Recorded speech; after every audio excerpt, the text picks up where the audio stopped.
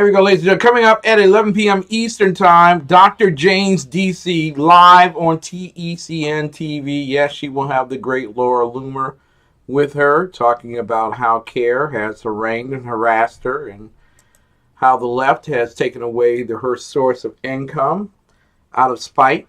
Speaking of someone spiteful, a communist, socialist, Marxist kind of guy hanging out at Starbucks, paying $6 for a cup of coffee, none other than the great and wonderful Michael A. Brown. Michael Brown, former council member for the District of Columbia's City Council and progressive commentator at TECN TV. It is a great honor and privilege to have you back on the air with us tonight, sir. When you go to Starbucks and I'm getting something for somebody, I mess up the whole line. I'm looking at the menu. I'm all confused when the lady says grande, I'm like, oh my God, I get so confused and I panic. So I'm like, just give me a medium. And I can feel the eyes behind me. What are you doing? I'm going to McDonald's. You know the menu by heart. You don't need to look at the menu. Anyway, I don't go into Starbucks. I'm too scared and intimidated. Thank you. I'm not a vente. I don't know what all that stuff means. Just give me a small, medium, or large. Yeah, it's just basically small, medium, large. This is probably the only thing that we will agree on tonight.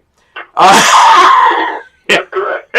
Sometimes I'm 100% positive of that. Michael Brown with us tonight, ladies and gentlemen. I am so sorry that I wasn't on the air on the night that Donald John Trump, the 45th President of the United States, was found innocent of collusion and thus innocent of any obstruction of justice, because you can't obstruct the case if you're innocent.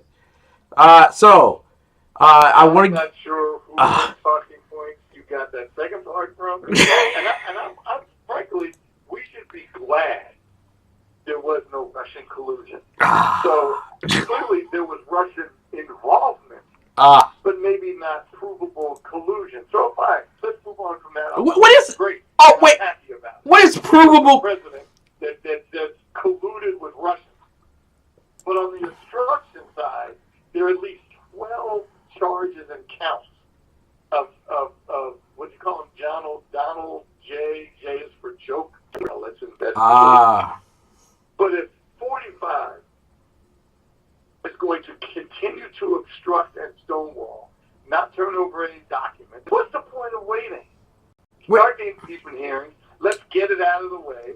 He gets impeached. We know the Senate's not going to remove him. And then let's deal with prescription drug costs, infrastructure, health care, and things that really matter to the American people. So let's just get the impeachment thing behind us. He'll be an impeached president when he's running for re-election. And then let's start working for the Americans. So out of that humongous report, you got the fact that he is guilty of obstruction of justice against a case that he has been proven innocent in. So I got to ask you here, exactly how could he have obstructed any due process, any justice in the pursuit of finding himself innocent? How could he do that? Well, first, there's the 12 by an experienced prosecutor, where he said he obstructed justice, and now he's continuing to obstruct justice by the stonewalling tactics of not letting Congress handle their constitutional responsibility by getting in and doing proper oversight. Well, before you go on, wasn't it a guy in office named Attorney General Holder, I believe, who made it a common practice not to give a dang thing to Congress whenever they asked for it? He was held in contempt of Congress. And how'd that work for him? That's what should happen to Attorney General Barr. How'd that work for him, and how did that work for Congress? Did they ever get any of the stuff? No? I'm not sure. No, they didn't. I know Obama's officials came to testify. So where are his officials? His officials are there. His cabinet's available to testify. Why are you all chasing the ghost of the contrived Russian collusion when it doesn't exist? It doesn't. Your worst than a Spaniard taking a spear and taking it towards a windmill. It just doesn't work that way. It's Spaniard. I thought you were starting to talk about the movie Gladiator. maybe he jaywalked somewhere, and that's an impeachable offense. I mean, who do you think some of those other cases, those sealed cases are? Do you think it's the children? Do you think it's some of his closer advisors? Who do you think are in those sealed indictments? Well, do you want to see the redactions? Would you like the American people to have access to the redacted matters that are actually going before the judicial system? People should see some of the things that they don't have a right to see, such as grand jury material. Oh, but which is all redacted, right? They can go into a skiv and look, and members of Congress can look at the unredacted version. Yeah, okay, and are they not also possibly involved in terms of that particular process by leaking the information that's in redaction? So you would hope responsible members of that, because we certainly didn't see any leaking during the Benghazi hearings. Oh, we didn't see any leaking of that. Didn't see it. Are you kidding me? It's kind of hard to. It was like Niagara Falls coming out of Trey Gowdy's office. Oh my goodness! It was kind of hard to leak anything because nothing was there to leak. It was an empty coffee cup, man. That's a good point. That's nothing against the secretary, and they need to just move on from that as well. Okay, so why don't we just move on from impeachment? I mean, we can't like this kind of politics. Oh, I got you. Let me get you. It's ridiculous. And that's why I'm just like, let's just get this impeachment thing done and move on. What would you impeach him for? What treasonous crime did he commit? Well, right now, if he is stonewalling and not letting his officials come to Congress and not turning over documents, that's an Article 3 impeachable offense right there. Well, how come you all didn't? We did, and the Republicans held him in contempt. No. The Republicans never impeached him. The Republicans never impeached him. Pardon me? The Republicans never impeached him. Well, you got to ask the Republicans. Like there was anything that was impeachable. So what we should do is just fairly apply Article 3. That Obama was a non-corrupt president. He was clearly not corrupt.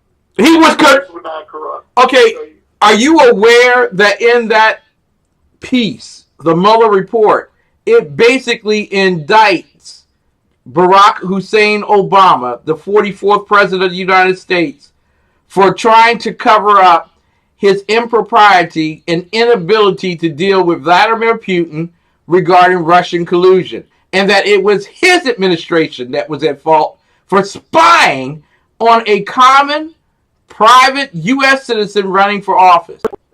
it was justified legal surveillance. It is spying. My God, it is spying. You would not want that to happen to you. You know the connotations of that word. That's like saying, okay, if the Democratic Party becomes a socialist party, is the Republican Party a racist party? That's what it. I mean, what? It's not. You're conflating these things. Not the same thing. And frankly, the home of racism in America starts with the Democratic Party, 1824. It didn't. Thank goodness things switched after Jim Crow. No, nothing switched after Jim Crow. You still pushing affirmative action. You're still. And speaking of affordable housing, how is it that the city council passed legislation to allow homeless individuals to live in luxury apartments in upper northwest Washington, D.C.? How much is D.C. government spending on those apartments? No, well, I guess this is one of the things we will agree on this. That is absolutely a bad policy, especially because, I hate to go back to the council I was on, but we tried very hard to give the proper funding to the kind of homeless shelters that are needed in our city, whether it's downtown or the Franklin School property. But you're right. He had a disease, and he was fighting it. No, it's not a disease. It's an addiction. It's an addiction, not a disease. Cancer is a disease. Drug abuse is an addiction. Not the same thing. Not the same thing. So all this opioid, what do you call that? Addictions. Do you opiates. Yes, they are. Addictions. They are addictions. Don't you believe that they are addictions? Is that a disease? No, it's not a disease. You don't think people get hooked on it, or do you think alcohol is a disease? No, I do not. I think it's an addiction. I think cigarette smoking is an addiction. What happens to compassion and conservatism? What happens to that? I never agreed with that. I've never been compassionate a day in my life. I don't know what you're talking about. So now, I want to ask you here. I want to go back to a point now because it was the Obama administration's weakness in foreign policy, and they colluded with the Ukrainian, with Russia, to come up with the narrative, or at least colluded with the Ukrainians to come up with the Russian collusion narrative. Vladimir Putin said he had nothing to do with it. He was absolutely right. He had nothing to do with it. Donald Trump, while he was speaking in Moscow, was criticized heavily for saying that Vladimir Putin had nothing to do with it. Why don't you just admit tonight that President Barack Hussein Obama had the worst foreign policy presidential history, and he spent the life of his presidency trying to cover that up? Go ahead and admit it tonight, sir. You know what? Is this Breitbart radio? What this is. Because these are the exact talking points. You know, it's interesting to me that the right doesn't really want to talk about the presidency of 45. Because there's really not much to talk about. So all they do is talk about the past administration. Yeah, You're so obsessed with Obama. They're jealous of Obama. They're clear. Well, I don't know if the first lady of 45 is jealous of Obama. Clearly, the president is. Are they jealous of the cabinet? They're jealous of the economic recovery. They're jealous of the respect around the world. I don't know what they're jealous of, but clearly they're jealous of Obama. Well, I want you to know, first and foremost, I have to say this because Bonnie Williams is my producer. Bonnie Williams just loves you, and she's wishing. Oh, shut up. Bonnie just loves you. She thinks the world of you. And it seems to be no convincing her. But Dr. Jane Ruby's in here tonight. She says, Mr. Brown, your party has kept your fellow blacks in poverty and despair. I would concur with her on that. Wouldn't you? Wait, you would concur with that? I'm sorry, I missed the last part. I concur with Dr. Jane Ruby in that your Democratic Party has kept people in despair and in poverty. And that's the only way that you can keep power, which is why you're pushing heavily for illegal migration. Not illegal immigration, because immigration can't be illegal because it's a process of legality. It's illegal migration. And your people are keeping us people down. Your retort, sir. Yeah, of course I don't agree with the doctor nor you on that. And because you can, as the GOP, or I guess the party of 45, I don't know where the Republican Party is anymore, continues to have these kind of racist related to immigration. I guess we continue to see kind of these kind of elections like what happened in 2018 when we flipped the House. Oh, okay. So you're going to tell me tonight that creepy Uncle Joe Biden, will be the next president of the United States. And by the way, how come Barack Hussein Obama would not endorse his own vice president? Tell me why. Actually, I'm glad you asked that. In full disclosure, as you know, I was fortunate enough to be taught by Vice President Biden in law school. But he should pay you back. That before. But nonetheless, the Vice President asked Obama not to do it yet until the process can play itself out for a while. He wants to earn this the right way. Because we all know if Obama endorses today, it's over, and we might as well just go right to the convention. So, but he doesn't want to do that. He wants to follow protocol. He wants to do it the right way. He wants to earn the voters' trust and respect and win the nomination the right way. Okay, so he wants to do it the Hillary Clinton way. And then when he asked Senator Harris to be on his ticket, we'll check as many boxes as you can check. And then you're talking about 45 and Pence and Biden and Harris, and boy, we're going to see a blowout. I don't understand why the great affection for Miss Kamala Harris, besides the fact that maybe she might be attractive to the metrosexual members of the Democratic Party. And I would love to see a debate between her and Mike Pence, and I would love to see a debate between creepy old Uncle Joe and the great President of the United States, number 45, Donald John Trump.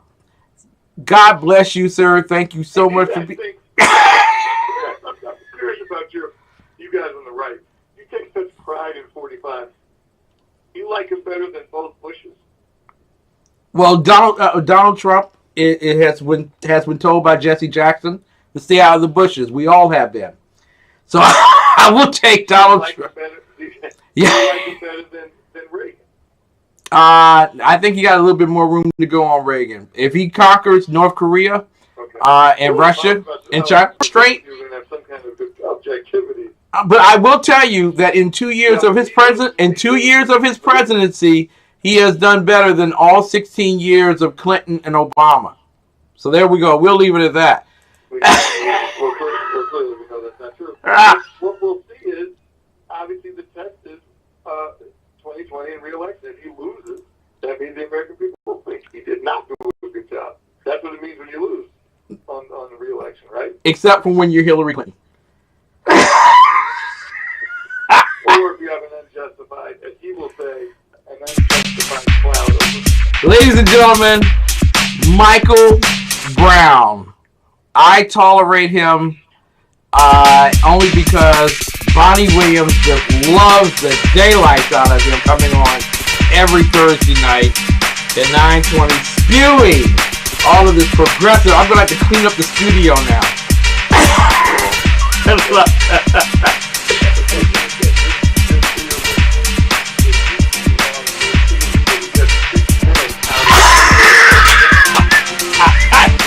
I'll give you 6 minutes back next week. Love you, man. Michael Brown, ladies and gentlemen. Michael Brown. I love him. Former high school guy with me. We don't agree on very much except for the fact that coffee should not be sold for $6 a cup. We will be right back, ladies and gentlemen, with more of the best. Remember, Dr. James D.C. comes up at 11 p.m. Eastern Time. Stay tuned for more of the best of Urban Conservative